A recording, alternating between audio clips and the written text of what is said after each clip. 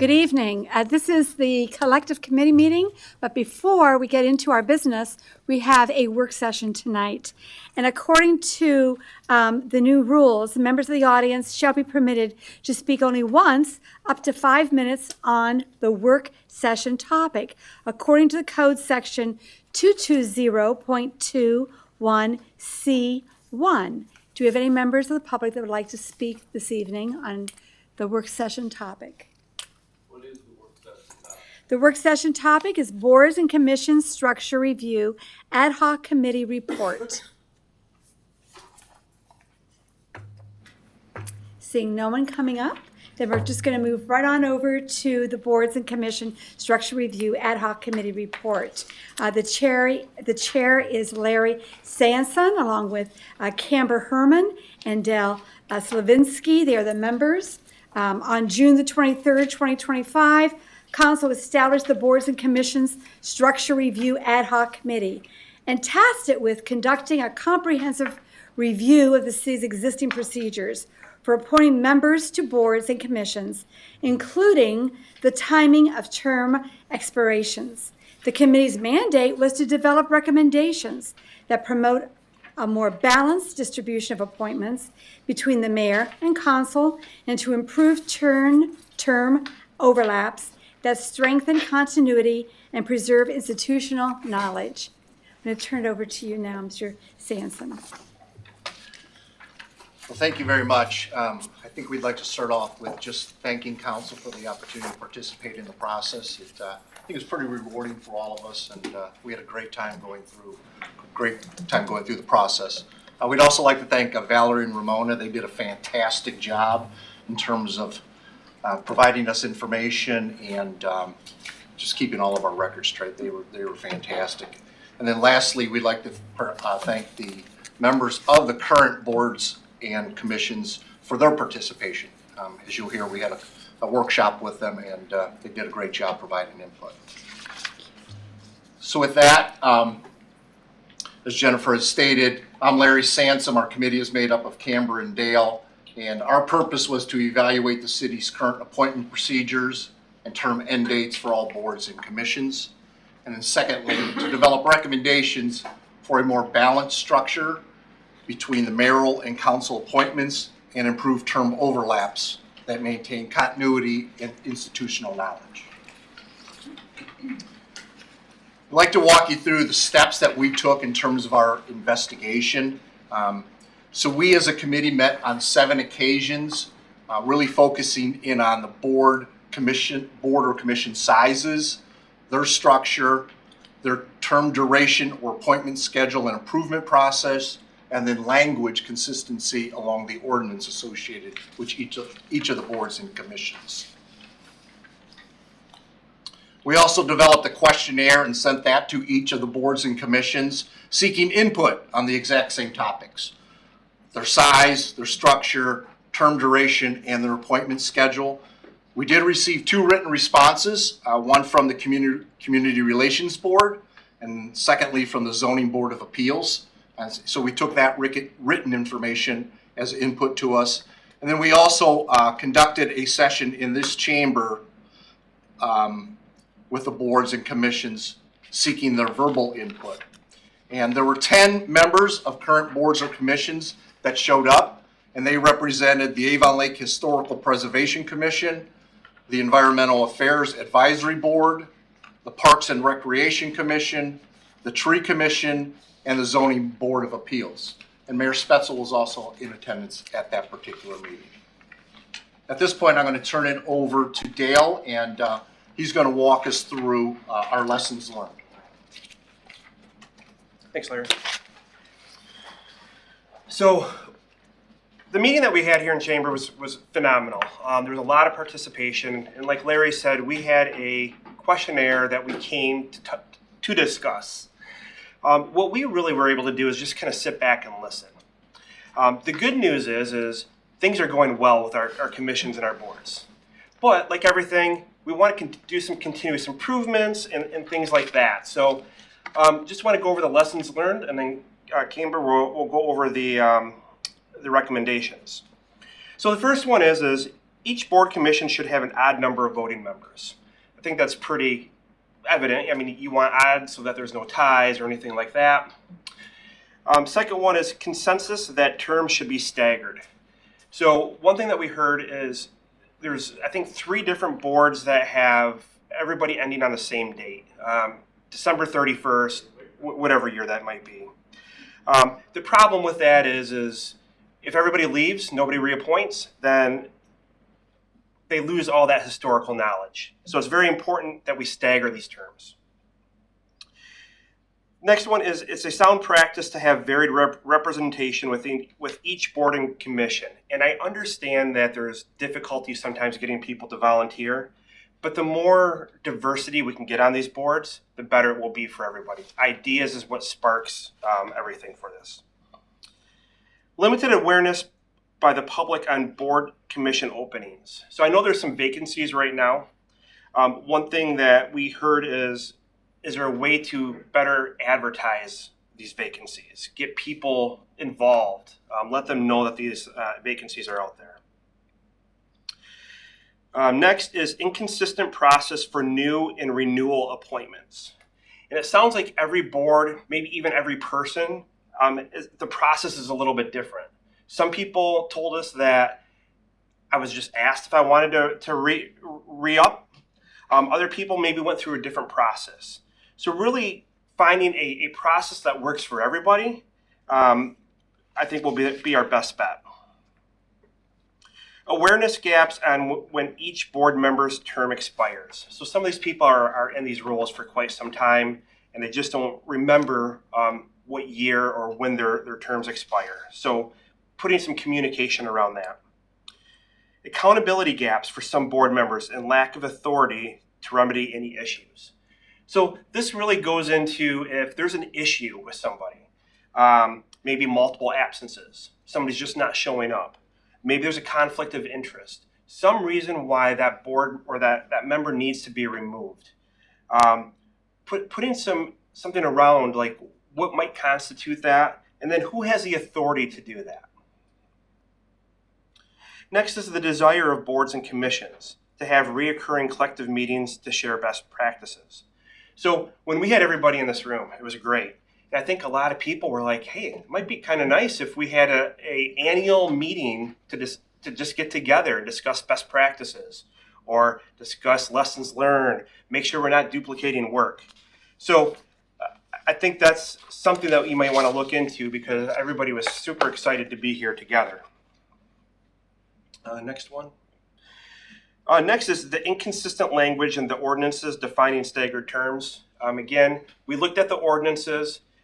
There might need to be some rewritten parts on the term limits, or I should say terms, but also maybe just looking at everything just in general. All these ordinances were written by different people at different times, and I think we just need to kind of hone that in a little bit.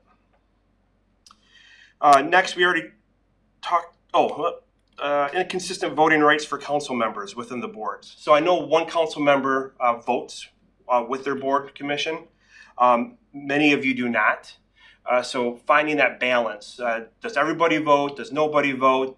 Is there some combination of people who vote on their boards? Because obviously at the end of the day, everything comes back up here and there's a general vote. Term durations vary. So what I found is for voting members, there's terms as 2, 3, and 5 years, depending on the different commissions. For non-voting members, I've found 1, 2, and 3 year terms. So maybe trying to find that happy medium of maybe is everything even, or is there a reason why we have different types of terms for people? Next is, though there is a roster of each board commission defining their term expiration, clarity and awareness can be improved. This kind of goes back to what we already talked about on one of the earlier bullets. But again, communication as far as when people's terms are expiring and what they may do if they're interested in re-upping. And then last but not least, inconsistent and non-balanced appointment authorities. So what we found is there's some commissions that the mayor appoints everybody. There's some that the council appoints everybody. And then the majority is there's some combination of the mayor and council appointing the people. So just getting something around, figuring out what's the best way to do that and who should be appointing all the members. With that said, I'm going to turn it over to Camber to go over our recommendations and for consideration.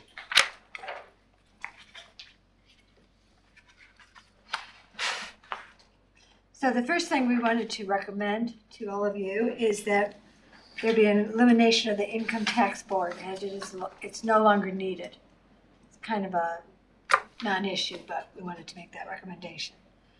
We ask that you review each board commission to ensure that there is an odd number of voting rights, because we feel that's very important. We ask that you look at the terms for each board commission and structure those terms to ensure that there is less than a 50% turnover at the end of each term. If I can just segue for a quick second, in your package, you'll see that we have showing you who's on the different committees, on the different commissions, and when their terms expire. So it gives you a real quick overview of when it is. Each ordinance should have language establishing the requirements for staggered terms. One of the things we found is that the different ordinances that bring the different committees into being have different languages. And it would be nice that it was all included in the same way, so that it's very easy to reference and look at. Each ordinance should define the responsibility of the membership and provide authority and direction for the board commission to recommend removal of a member who does not fulfill their responsibility. We found that to be something that, especially when we brought people in and listened to them, maybe those things are out there that they're just not aware of, but they felt a lack of ability. Who do they talk to? Where's that coming from? Where's the authority? And what makes it? Some committees do have very good rules, others do not. Each ordinance should have language defining the appointment and confirmation process. And again, it is mentioned very clearly in some and not in others. And in others, we had to really dig through several different kinds of documents to find out exactly where it's coming from. Probably because over time it just kept continuing and then it would be put into place. So it would be good to just put it all in one place. And then we recommend that only appointed and confirmed members, so they have to be appointed and confirmed, members of the board commission should have voting rights. And on some of the board commissions, they have reasons to be there because they're there by a certain position in the community. They work at a certain company or they're on a certain thing like that. They should not have voting rights unless all of you and the mayor say, yes, this is the person we want in there. We ask that you look at clarifying and improving visibility when the board commission's members' terms are expiring. We understand that there are dates for everyone on the boards and commissions, but those people who are serving on those boards and commissions may not know when they are, or they may not know when their fellow members are expiring. And so you lose in several ways. One very important way is they can't speak to other people in the public in Avon Lake to say, hey, get on this board. They can't say, come and watch us work, so that people understand what it is, because they don't know when anyone's leaving. Again, the next one, establish a consistent process for filling board commission seats, including formal confirmation of the current seat holder 3 to 6 months in advance of the term expiration. Public announcement of upcoming openings 3 to 6 months in advance. Formal and consistent application process for candidates seeking renewal or first-time members, no automatic renewals. Formal orientation for new appointments for transition effectiveness and a sound understanding of roles and responsibilities. We understand that there are processes in place, but many people don't know about them. And it's very concerning to me that members of the commission don't know the process. We also feel it would be very beneficial if there was enough time that members of the public who perhaps you would want to recommend, you could say go and listen, go and watch, so that they understand what they're committing to. It's very flattering to be asked, join this committee, but if you don't know what you're agreeing to, you may not be able to make that commitment. And we heard of people who we know can't make a meeting because they have a conflict, and yet they're on that committee.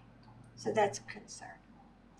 And we think it's very important that we understand that it's advertised on the city's website, but perhaps there's other ways that the message can get out. And there's other ways that we can bring in more people to work with the boards and commissions.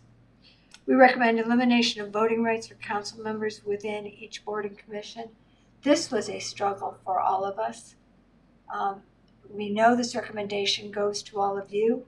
We understand that you have reasons that you might say there should be an exception, and that is absolutely your role. But our recommendation is across the board for consistency purposes. We also recommend that the zoning boards of appeals should include language in the code about mandatory attendance at the hearings of the law director or designee and the committee development director or their designee. We're not saying it doesn't happen, but there's not language that makes that a real thing. We also recommend equitable appointment responsibility between the mayor and council for each board and commission, because we want to see that representation going through, and we want to see it fitting into the stagger of terms and the appointment process itself. Questions? Thank you. Does anyone have any comments that they want to make? Because I really want to thank this team. They got into the weeds of it. And to the two meetings that I attended, the first one, I was at the very beginning, then left early, and then later on, I was there for another meeting. You folks gelled. You totally understood what the mission was, and you really went for it. And true A team, you really were working hard. Mr. Cause. Thank you, Madam President. Madam President, my question is for you. But first, I agree with you. I want to thank the committee here for their work on this and putting in all the effort and meeting with the other commissioners and the members of the administration and such to put these recommendations out there. My question, though, is, so where do we go from here? Because this is very timely. This is very timely, and we're going to have a number of expirations at the end of this calendar year. So I would think that we're probably going to have to move sooner than later on adopting some of these, if not all of these recommendations. So what is the next step? Right. So the next step, those of us that have boards and commissions that recommend into our committees, we need to go back to the boards and commissions and share the report with them. They need to discuss it and make a recommendation to their committees. Those of us that have the committees, who chair committees here, we all know who we are. We all chair committees. We need to work with the law director on changing some of the language. We can put together an outline of how the language should be and then send it to the law director, have the law director review it, and then bring it in for passage. But we need to be coordinating this. The next thing, and we heard you loud and clear in the meeting that I attended, I heard loud and clear what recommendations were. I've already worked with Mrs. Ross-Marin and Ramona Boggins, and that we're going to be putting together a binder, a 3-ring binder for every board and commission member in the city. That's going to have an organizational chart there. It's going to have very clear, clean, non-legalese language as to who is on their committee, what the responsibilities are, and on and on. The process of how they are going to be appointed, that has to be worked out amongst the council members. I do see your hand up, Mr. Shamir. I'll get to you in just a second. So that is going to be taking place, and they've already started pulling documents to put together for that particular binder. We had tried it out this past year with the Tree Commission, giving them a binder, and it really made a world of difference. Even though we talk about processes, for them to have it, they can take it home and they can see what happens and how it happens. it was very effective. So we're going to be taking that into consideration. And I open it up to the rest of my council members because the forum comes from their experience also. But I want this to take place before the election, before the new people come in, because these are the people up here who have the experience dealing with their boards and commissions.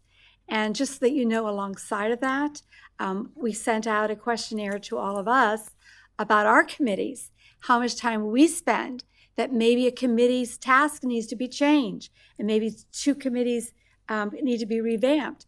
But that is in the process, so we're working together. Mr. Shamir, your hand was up, sir. First of all, I want to thank you guys. You guys have done a wonderful job of analysis, diving into this thing and coming up with great recommendations. And the next step, I think it kind of goes back to the law director and the mayor. I think if we can get a boilerplate language where we can then go back in and put in the specifics to modify, that would make life a whole lot easier for everyone and allow for consistency to come through. And I think that was key to what you guys were talking about. So if we can get that boilerplate, we can then try to finalize this hopefully before November, December at least, because I know that, for example, one of the boards that I'm on, I've got everyone in December 31st, they're gone. So we need to look at that strategy and we need to implement it as quick as possible. Thank you very much. And it's so that we are aware, because some of us have been through it, and several of our council members have not. Once you have that new language and the recommendations are there, then you want to pass it into the CCM and to council so that we can implement it. But it's very, very helpful to have a boilerplate. Ms. Gentry, any comments? No, I'd just like to thank you all for your hard work. It looks like you really did get into the details of it. I'm sure it was a lot of fun. Mr. Arnold?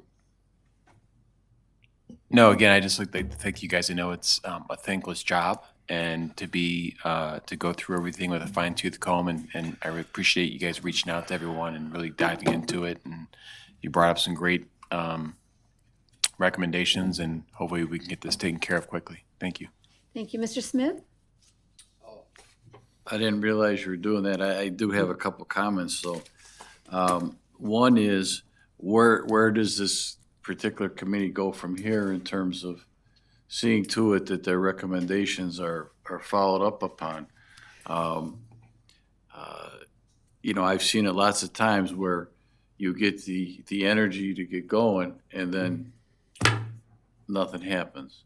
I think it's going to be incumbent upon the council members or the mayor in some cases who are on these committees, of which I should be careful what I say because I don't think I'm on any of these committees that are being discussed, but to follow through with these recommendations, and what's the plan to make sure that we're following through on these recommendations? Right. And what are these, what are we going to do with regard to what they follow through with? Right. So this was birthed through conversations between the mayor and myself and the administration and the council president. And we're going to be task seekers on top of all of you, asking for your deadlines and how things are coming, and working to get this done.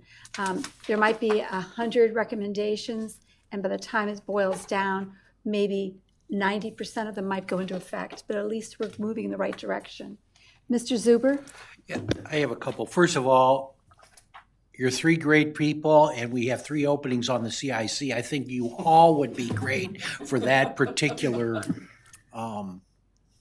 board or commission. I don't know, I guess it's a Nice board. opportunity, Mr. Zuber. So just wanted to start with that.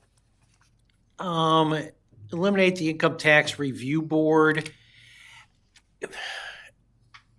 I've known there's only been very, very few times that that's been done, but one has been since we've gone with Rita, and they have sat down and made a recommendation. I mean, is there any reason behind is it because the board has no backbone or they can't really do anything? It's more of a recommendation to Rita or something? Or is that your basic reasoning behind it? Or I don't know if the finance director may want to talk a little bit about it. Because when I look at something like that, I know it's not used hardly at all, but I think it gives someone in the public some redress on that particular thing. And like I said, it's hardly ever used anyway, so I'll let you talk. That was our impetus behind it. It was just the lack of activity within it because it's governed by Rita. So not having intimate knowledge on the frequency, it was just our general recommendation. Okay. That was the drive. Yeah, I just, the other one I had a question on was voting rights members for council members on the board, on each board and commission. I don't know if it would be a charter change for the planning commission. I was just reading through it briefly in the charter what it says, but we might have to do that. We do that, and I still think that the council person should be a voting member of the planning commission. So, and I think that would be a charter change, but I think that we can look a little bit more of that, and I understand that you guys are did that as a blanket thing. Yeah, exactly. And that. Yeah, there's potential for exception for everything, right? Right. Well, yeah, and I think that would have to be a charter change, I think. But, no, I want to thank you again for your work and think about the CIC. So they concentrate on 8 of the boards and commissions, and the others that were controlled by charter or state law, they did not.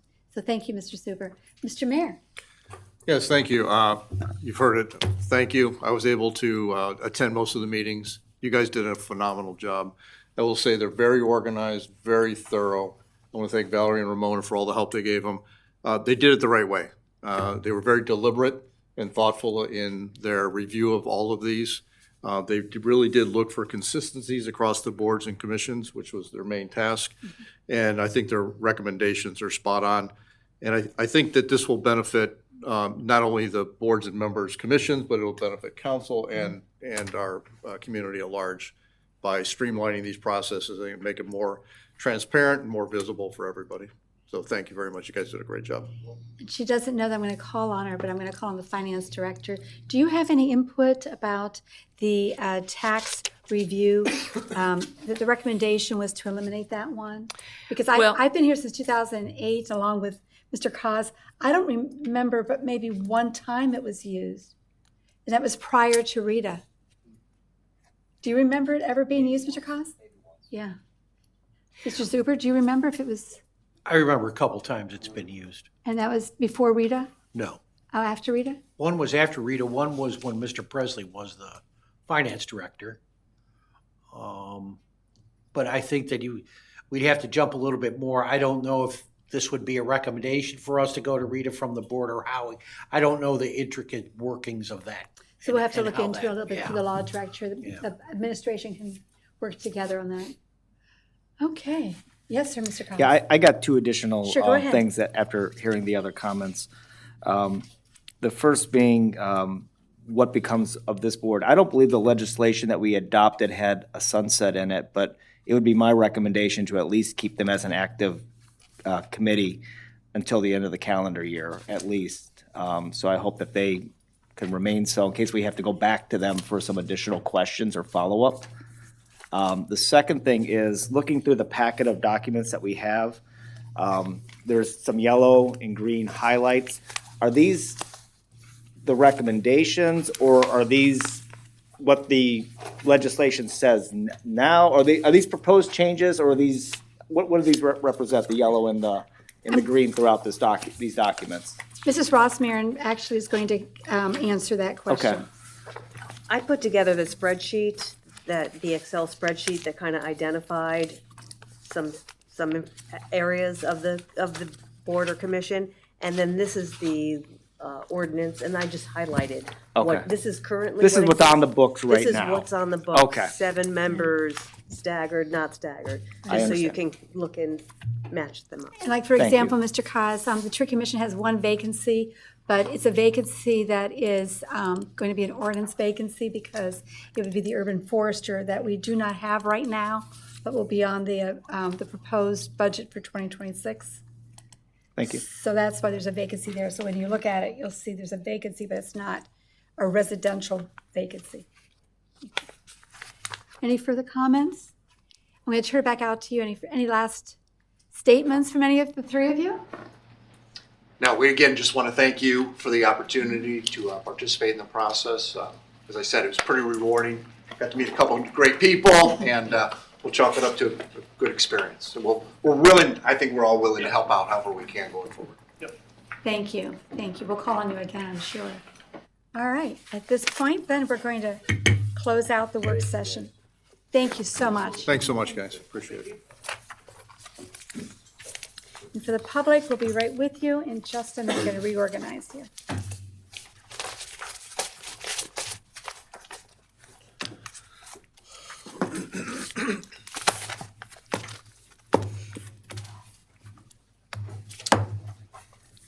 Okay. This is the beginning of the collective committee meeting for September the 15th. And public input, members of the audience shall be permitted to speak only once, up to 5 minutes on any topic, according to the Code of Ordinance Section 220.21B1. Are there any members of the public that would like to speak on any topic? So come on up.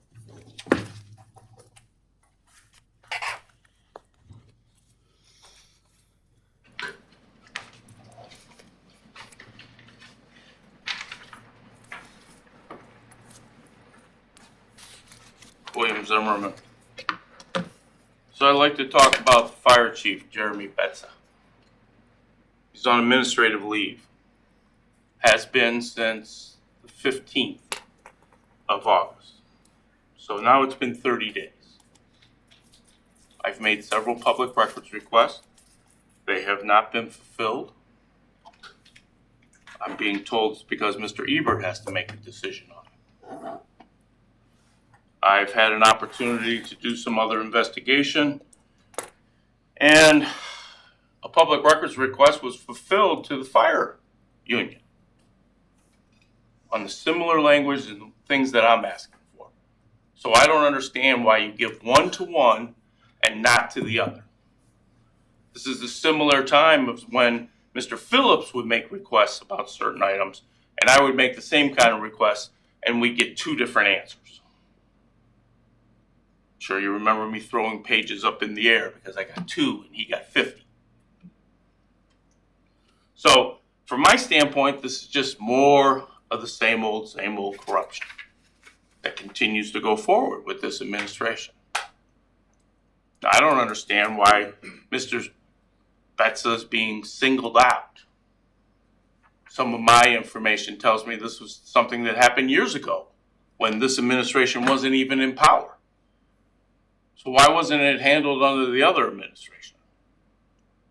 That should have been the case. And if it was, and it was concluded, then why is it reopened now? Because if Mr. Zilka closed it out, there's no reason to go back and rehash old stuff. Is this a personal vendetta by the mayor? By the administration? I don't understand it. As like many things here at this council, I don't understand. Just like I didn't understand why Mr. Arnold would allow Mr. Zuber to talk to me afterwards when I was done in the previous meeting when that isn't allowed by Robert's rules. Or probably by the city rules that have been newly rewritten to cover these things. Just the same old stuff. So, other than Mr. Betza and not getting, I believe you violated his civil rights. He's taking it to appeal. I hope he sues the shit out of you. Because I believe he'll win.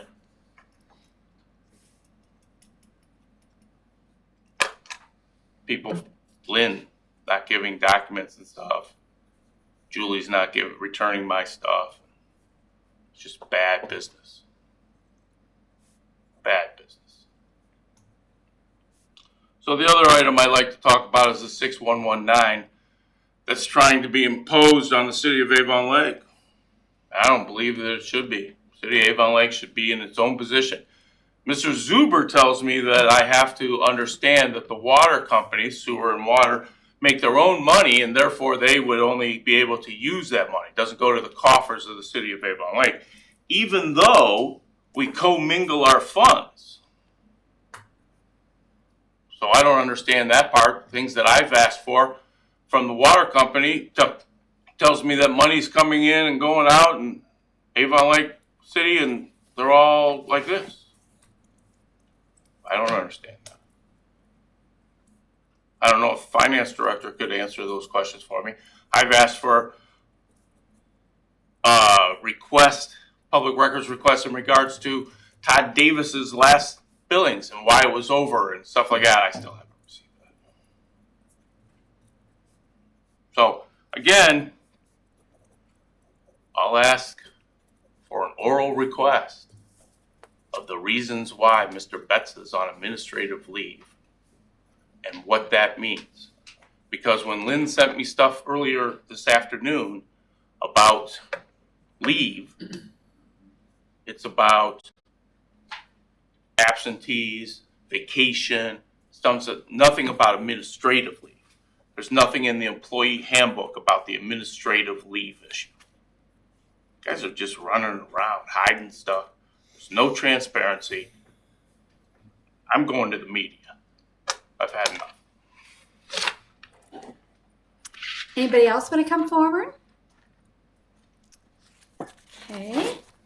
Seeing none, we're going to move on now to the Planning Commission. Mr. Smith, do you want to take the first topic, please? Thank you. The first topic is the historic landmark designation of red aircraft warning beacon that is currently in the possession of the Avon Lake Historical Preservation Committee.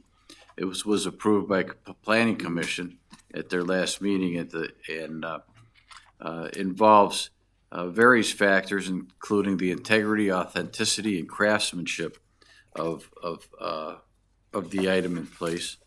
And it was a beacon taken from one of the smokestacks at the old, I keep calling it the CEI plant, but I'm sure we call it the Avon Lake Power Plant now, I guess.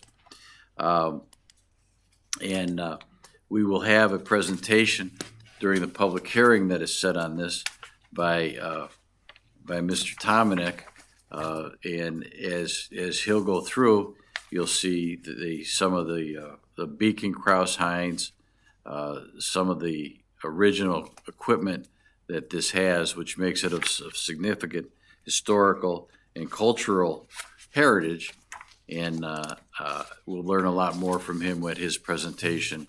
There is some information in the packet relative to it, and I look forward to hearing him talk on this at the public hearing. If there's anybody who has any particular questions on this, I'd be happy to answer to the ability that I can. Anyone have any questions or comments about the historic beacon? I think yes, Mr. Koss. Yeah, I'll just mention this.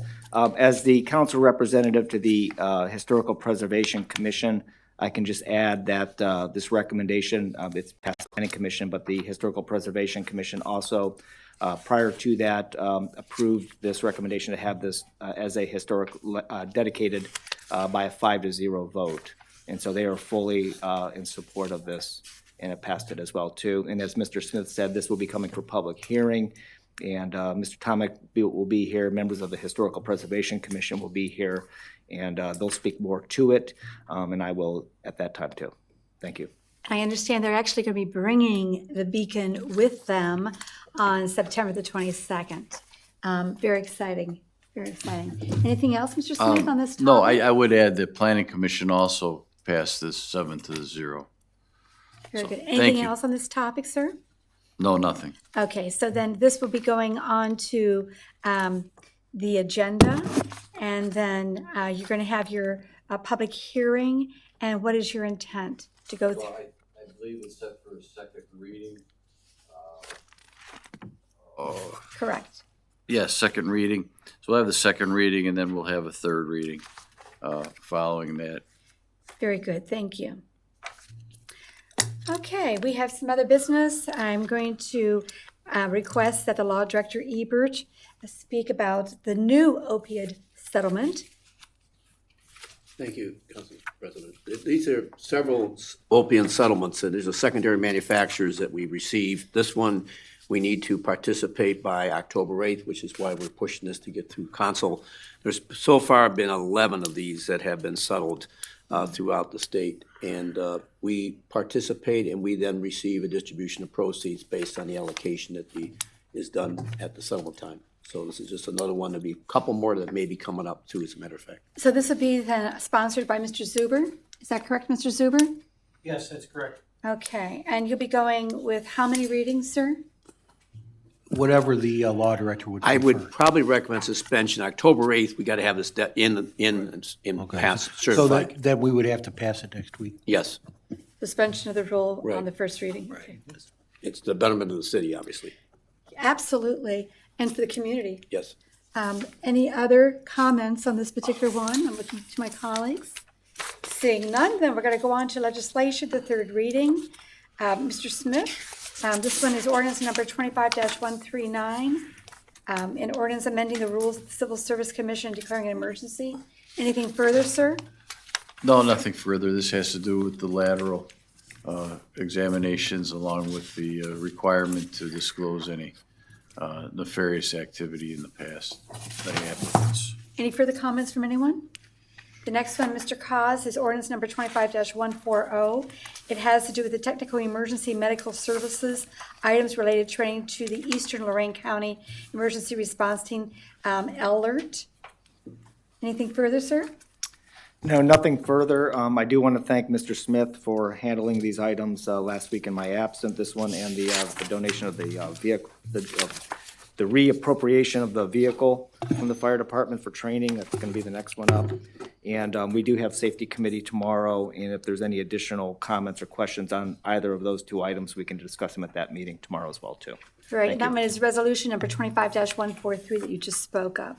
Thank you. And then the second reading, Mr. Shamir, there is a second reading on ordinance number 25-145, ordinance authorizing cooperative service agreement between the City of Avon Lake and the United States Department of Agriculture and plant health inspection services related to the deer management plan and declaring an emergency. Any further discussion on that one? I will be moving for the suspension of the rule next week for passage on the second reading. Thank you, sir. Thank you. Okay. Mr. Smith, we're back to you. Ordinance number 25-148. We spoke about it earlier, about the beacon. Nothing further. Okay, thank you, sir. Again, for the public hearing, September the 22nd. And then, Mr. Smith, back to you. Ordinance number 25-151. This is a planning commission item having to do with the improvement plan for Avon Center Estates, number 2, Phase 6. Yeah, that's an extension of the legacy subdivision in the southwest quadrant up near the railroad tracks behind Wildberry. We did approve the vacation so that at some point, once those lots are set forth and the vacations are approved, we'll be able to go forward with it. So I plan at this time, not having heard from anyone, just to have a second reading on that. Thank you. So you're going to go on then to the third reading then, you'll carry it on? 'Cause you That's haven't my heard plan from at this point, yeah. I Okay. haven't heard anything otherwise. Okay, very good. Anybody else on that particular topic? Okay, the next part is going to be miscellaneous business. Mr. Cos, we missed you last week. I'm sure you want to speak about Boo. I do. Thank you.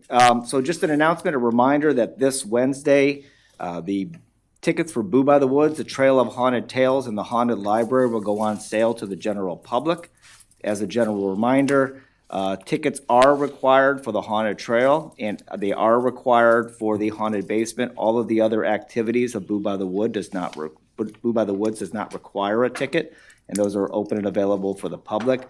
But to go onto the Haunted Trail or the Haunted Library, you do need a ticket. Those will go on sale on Wednesday. I believe it's at 9 a.m. Please make a plan for that. They tend to go very, very quickly. We do have a new process this year. We're done with the wristbands and the mailing out and all of that stuff that we had done for years. And we have now come into the new century here finally. And we are going to be able to have digital tickets. So you'll be able to save those into your Apple Wallet, or you can still print them off as well too. So those go on sale again this Wednesday. They do tend to sell out very quickly. Please make a plan. Make sure you have your account set up with Avon Lake Park and Recreation. And we hope to see everybody at Brew by the Woods on Haunted Library on October 9th and the entire event on October the 11th. Thank you. Thank you. Any comments? I know everybody's always looking forward to it. Like you say, they sell out within 2 hours, if not less. It's an excellent, excellent event. Any further discussion or items? Mr. Mayor? Since we're talking about events, I just want to remind everybody that this Saturday from 10 to 2 is Big Trucks, another well-attended community event. So that'll be happening. Weather should be good. Absolutely. I think we're all going to be there. Okay. Mr. Cos, at this point, we have a need for an executive session. In compliance with Ohio Revised Code Section 121.22 G2, to consider the purchase of property for public purposes, and Ohio Revised Code Section 121.22 G3, to discuss imminent court action, council will adjourn to executive session. Thank you. We are going to turn now to the law director, who's going to tell us who he would like to have there. There will be all of the elected officials, including the mayor and the law And- director. And finance director and the community development director, Mr. Esborn. Yes. And Mr. Gallagher's administrative assistant? Yes. Marty Gallagher's administrative. Okay. No. Okay. Then at this point in time, we're going to be closing the doors. And when we reconvene, there will be an open session. There will be no votes during the executive session. And we will simply go into adjournment. Thank you very much. We have to have a roll call. Mr. Arnold? Yes. Mrs. Fenderbosh? Yes. Mrs. Gentry? Yes. Mr. Koss, Yes. Mr. Shamir? Yes. Mr. Smith? Yes. Mr. Zuber? Yes. Thank you. We'll see you next week.